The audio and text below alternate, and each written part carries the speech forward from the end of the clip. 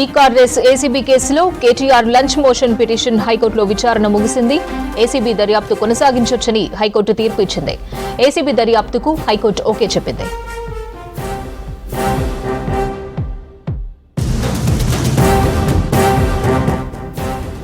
మాజీ మంత్రి కేటీఆర్ ఏసీబీ కేసుపై లంచ్ మోషన్ పిటిషన్ దాఖలు చేశారు. నిన్న ఏసీబీ నమోదు చేసిన కేసుపై క్వాష్ పిటిషన్ వేశారు. కేటీఆర్ తరపున సుప్రీంకోర్టు సీనియర్ కౌన్సిల్ సుందరం వాదనలు వినిపించారు. ప్రభుత్వం తరపున వాదనలు వినిపించిన advocate general Sudarshan Reddy FIR ద్వారానే దర్యాప్తు జరుగుతుందన్నారు. ప్రతి విషయం ఎఫ్ఐఆర్లో ఉండదన్నారు. దర్యాప్తులో అనేక విషయాలు బహిర్గతమవుతాయన్నారు. ప్రాథమిక విచారణ జరిగాకే కేసు నమోదైందన్నారు. 2 నెలల క్రితం ఎంఏయుడి చీఫ్ సెక్రటరీ దానకిషోర్ ఫిర్యాదు చేశారన్నారు. విచారణకు గవర్నర్ కూడా అనుమతించారని కోర్టుకు తెలిపారు సుదర్శన్ రెడ్డి. మరింత సమాచారం ధనరాజ్ అందిస్తారు. ధనరాజ్, కేటీఆర్ పిల్ విచారణ అప్డేట్స్ ఏంటి?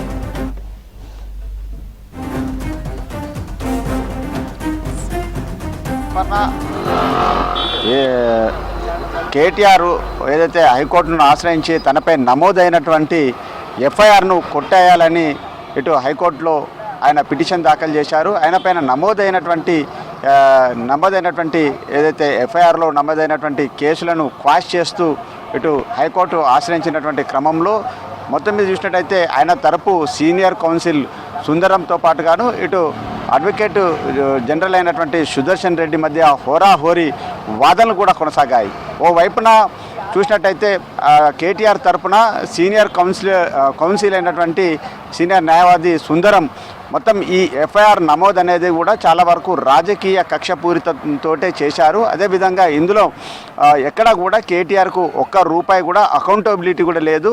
ఇదంతా చూసినట్టయితే కూడా ఎఫ్ఐఆర్ నమోదులో చూసినట్టయితే 409, 120B, 13(1) అనే సెక్షన్లు చూసినట్టయితే కూడా ఇందులో ఎలాంటి ఆధారాలు లేకుండానే ఎఫ్ఐఆర్ను నమోదు చేశారు. ఇందులో ఎక్కడ కూడా అకౌంటబుల్ అంటే 55 కోట్ల రూపాయలకు సంబంధించి హెచ్ఎండిఏ చెల్లింపుల వ్యవహారంలో ఎక్కడ కూడా ఇటు ఎలక్షన్ కమిషన్ ఏదైతే రూల్స్ వైలేషన్ చేసిందంటుందో ఎలక్షన్ కమిషన్ అభ్యంతరం చెప్పకుండానే ఏసీబీ ఇందులో కేసు నమోదు చేయడం, అదేవిధంగా 14 నెలల తర్వాత ఏసీబీ కేసు నమోదు చేసినటువంటి సిచ్యువేషన్లో కూడా దీనిలో లలిత్ కుమార్ వర్సెస్ ఉత్తరప్రదేశ్కి సంబంధించినటువంటి జడ్జిమెంటు ప్రస్తావన కూడా కేటీఆర్ తరపు న్యాయవాదులు తీసుకురావడం జరిగింది. అంతేకాకుండా ఈ కేసు నమోదైనటువంటి క్రమంలో కూడా ఇందులో ప్రతివాదులుగా ఐఏఎస్ అధికారి అయినటువంటి దానకిషోర్ను కూడా చేర్చారు. అదేవిధంగా హెచ్ఎండిఏలో జరిగినటువంటి చెల్లింపుల వ్యవహారంలో కూడా ఎక్కడ కూడా కేటీఆర్ ప్రస్తావన కూడా తీసుకురాలేదు. అంతేకాకుండా ఈ నిధుల మళ్లింపు వ్యవహారంలో కూడా ఎక్కడ అకౌంటబిలిటీకి సంబంధించినటువంటి ఏదైతే ప్రైవేట్ కంపెనీలు ఉంటాయో ఆ కంపెనీలకు సంబంధించినటువంటి ప్రస్తావన తీసుకురాలేదని కూడా చెప్పడం జరిగింది. అంతేకాకుండా ఎఫ్ఐఆర్లో ఎలాంటి ప్రాథమిక విచారణ జరగకుండానే ఇందులో ఏసీబీ 18వ తేదీ నాడు కంప్లైంట్ వస్తే 19వ తేదీన మొత్తం ఎఫ్ఐఆర్ నమోదు చేశారనే ప్రస్తావన తీసుకొచ్చినటువంటి క్రమంలో ఈ విషయం పైన కోర్టు అడ్వకేట్ జనరల్ను అడగడం జరిగింది. మీ దగ్గర ఏదైనా ఆధారాలు ఉన్నాయా ఈ కేసుకు సంబంధించినటువంటి విషయం పైన అడ్వకేట్ జనరల్ సుదర్శన్ రెడ్డిని అడిగినటువంటి క్రమంలో మేము గవర్నర్ ఆమోదం తీసుకున్నాము. అంతేకాకుండా దీనికి సంబంధించి 2 నెలల ముందుగానే ఈ ఫైల్ సంబంధించిన వ్యవహారంలో ప్రాథమికమైనటువంటి ఆధారాలను ఏసీబీ గుర్తించి ఆ తర్వాత గవర్నర్ ఆమోద ముద్రతోటే ఏసీబీ కేసు నమోదు చేసింది. దీనిలో ఇక A1గా కేటీఆర్ను, A2గా ఉన్నటువంటి అరవింద్ కుమార్తో పాటుగాను బిఎల్ఎన్ రెడ్డి పేర్లను చేర్చాము. అంతేకాకుండా ఇంకా ఫర్దర్ కేసు దర్యాప్తులో మరికొంతమంది పేర్లను కూడా చేర్చబోతున్నట్లు అది అంతా కూడా ఏసీబీ దర్యాప్తులో తేలుతుంది అనేది కూడా అడ్వకేట్ జనరల్ ఆయన వాదనలు కూడా వినిపించడం జరిగింది. అయితే ముఖ్యంగా చూసినట్టయితే ఇరువురికి సంబంధించినటువంటి వాదోపవాదనలు హోరాహోరీగా కొనసాగాయి. అందులో చూసినట్టయితే ముఖ్యంగా ప్రధానంగా అడ్వకేట్ జనరల్ ఒక ప్రస్తావన తీసుకురావడం జరిగింది. ఏదైతే అగ్రిమెంటు చేసుకోకుండానే 55 కోట్ల రూపాయలు హెచ్ఎండిఏ నుంచి బదిలీ జరగడంలోనే ఇందులో నేరం ఉంది, దీనిలో 409 సెక్షన్ వర్తిస్తుందనేది అడ్వకేట్ జనరల్ తన వాదనలను కూడా బలంగా వినిపించారు. ఏదైనా ఒక సంస్థతోటి అగ్రిమెంటు చేసుకున్న తర్వాతనే నిధులకు సంబంధించి కావచ్చు, బ్యాంకు ట్రాన్సాక్షన్లన్నీ చెల్లింపు జరుగుతాయి. కానీ ఇక్కడ ఎలాంటి అగ్రిమెంట్ లేకుండానే నిధులు మళ్లింపు వ్యవహారంలో కేటీఆర్ ఆదేశాలు, అదేవిధంగా బ్యూరోక్రసీ వాళ్ళ ప్రొసీడింగ్స్ కొనసాగాయి. కాబట్టి ఇందులోనే ప్రైమ్ ఆఫెన్సీ, ఇందులో మోటో క్రైమ్ దాగి ఉందనే విషయాన్ని కూడా ప్రస్తావనకు తీసుకురావడం జరిగింది.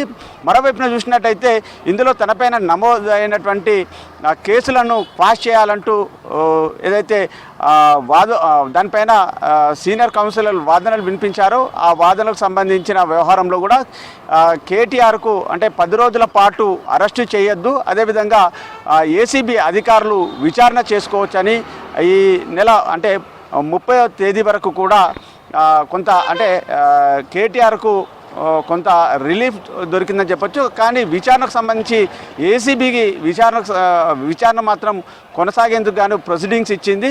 మొత్తం మీద 30వ తేదీకి తదుపరి సంబంధించినటువంటి విచారణ వాయిదా వేసింది. ఇక ఏసీబీ కూడా దర్యాప్తు సంబంధించిన వ్యవహారంలో ఎఫ్ఐఆర్ నమోదు చేసినటువంటి క్రమంలో ఇప్పటి వరకు 13(1), 13(2) అదేవిధంగా 120(b), 409 సెక్షన్ల ప్రకారంగా ఇప్పటికే 3 పైన కూడా ఎఫ్ఐఆర్ నమోదు చేసింది. కాబట్టి దాని ఆధారంగా దర్యాప్తు కూడా స్పీడప్ చేయనుంది. ఇక ఇందులో హెచ్ఎండిఏకి సంబంధించినటువంటి పాత్ర ఏ విధంగా ఉంది, అందులో ఫైల్స్, ప్రొసీడింగ్స్ ఎవరెవరి ప్రమేయంతో కొనసాగాయి, ఏ రకమైనటువంటి కాంట్రాక్టు ఒప్పందాలు కొనసాగాయి, 2023లో ఫార్ములా ఈతో పాటుగాను హెచ్ఎండిఏలో చెల్లింపులు జరిగినటువంటి వ్యవహారాలపైన ఆ ఫైల్ అన్నింటిపైన కూడా ఏసీబీ దర్యాప్తు కొనసాగనుంది. ఈ క్రమంలోనే ఇక మరి 30వ తేదీ వరకు కేటీఆర్కు కొంత అంటే ఆయన విచారణకు సంబంధించినటువంటి వ్యవహారంలో ఇప్పటికు నమోదైనటువంటి ఏవైతే కేసులు ఉన్నాయో వాటి ఆధారంగా కూడా ఫైళ్లను స్క్రూటినింగ్ చేసేందుకు గాను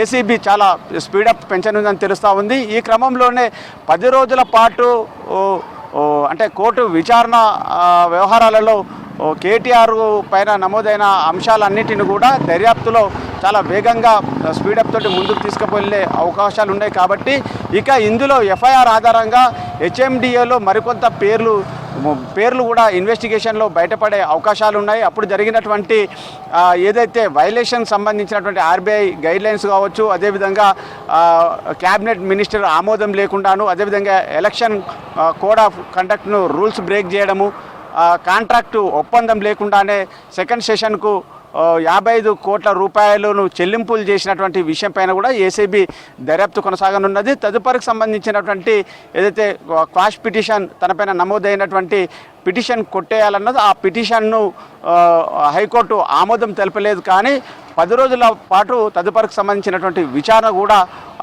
ఏసీబీ చేసుకోవచ్చు. అదేవిధంగా 10 రోజుల పాటు కేటీఆర్ను అరెస్టు చేయొద్దంటూ ఇటు హైకోర్టు తన జడ్జిమెంట్ ఇవ్వడం జరిగింది. మొత్తం మీద చూసినట్టయితే ఇక ఈ కేసుకు సంబంధించినటువంటి ఫర్దర్ ఇన్వెస్టిగేషన్లో ఏసీబీ మాత్రం ఇంకా దూకుడు పెంచే అవకాశం ఉంది.